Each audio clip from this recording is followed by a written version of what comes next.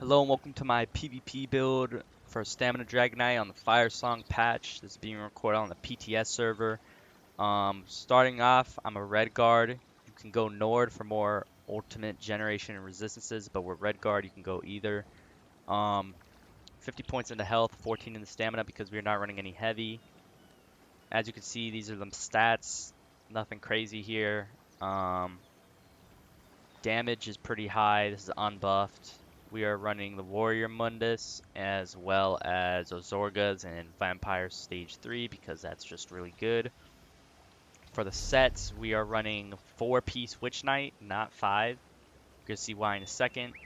Divines, all Divines on the body. You don't have to go Divines. You can go Impen, Sturdy, or Well Fitted if you want. Our next set is Essence Thief, which is going to give us sustain and damage. Um, This is a 10-second timer, but you could refresh it at the 2 seconds before the timer ends. So this is 100% uptime set, and it's just very good for Stam.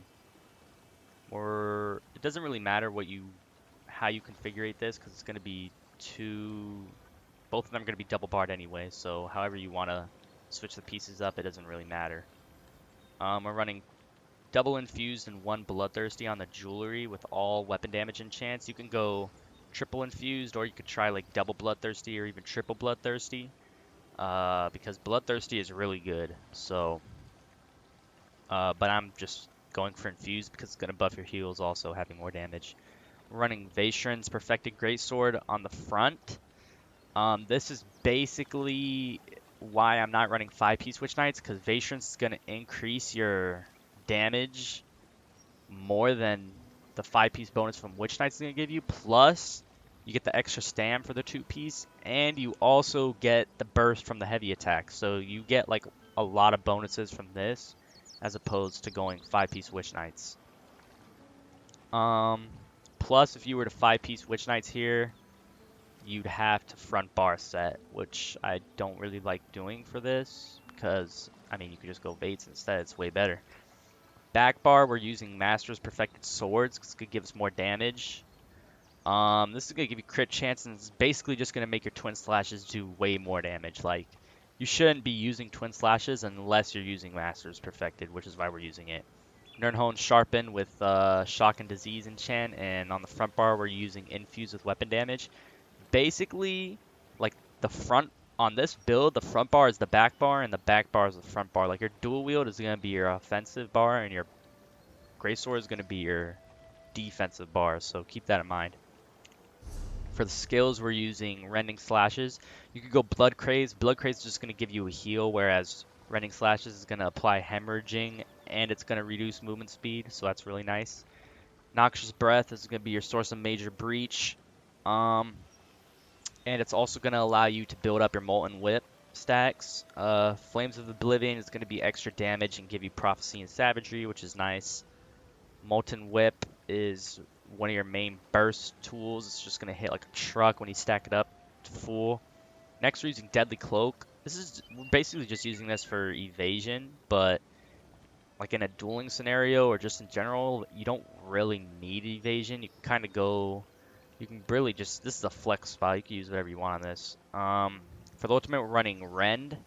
This is a heavy dot ultimate, but you can also run Dawnbreaker. Dawnbreaker is a more solid option. It's kind of like a niche option if you want. If you're running multiple Bloodthirsty, this is probably a better option because it's going to hit harder. But on the back bar, or technically the front bar, we're running Venomous Claw. This is going to apply the poison status effect. And it's just a dot that builds up over time. So you just slap this on and then switch and don't worry about it for 24 seconds. This is our main stun, Shattering Rocks. It's just unblockable. It heals you. Undodgeable. So good. Vigor, our main heal. Very nice. You need that. It's also going to give you minor resolve, which is huge. And volatile armor is going to give us major resolve and is going to deal some dot damage. And rally is our burst heal, which is also going to increase our damage. Temporal on the front bar, which is basically the back bar. It's just going to give you minor protection. Nothing crazy. If you don't have this ultimate, you can, I mean, just run whatever you want. Honestly, you can run Corrosive. Corrosive is going to give you more damage also and be a defensive ultimate at the same time, so that's like really good.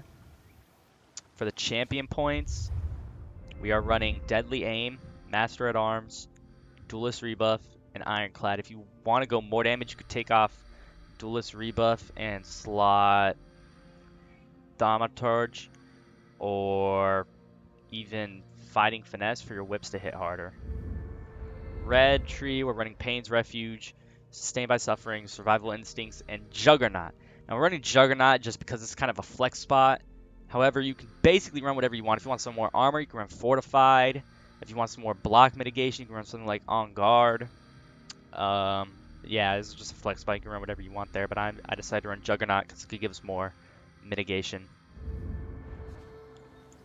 Now, the way you want to play this build is just a brawler. Like, you're really squishy, but at the same time, as long as you block and you roll, the survivability is really nice on this build. And yeah, I hope you enjoy this. I hope you play this and you just destroy people and make people hate whisper you. That's how the game is nowadays. But SCL, SCL, SCL, and stay tuned.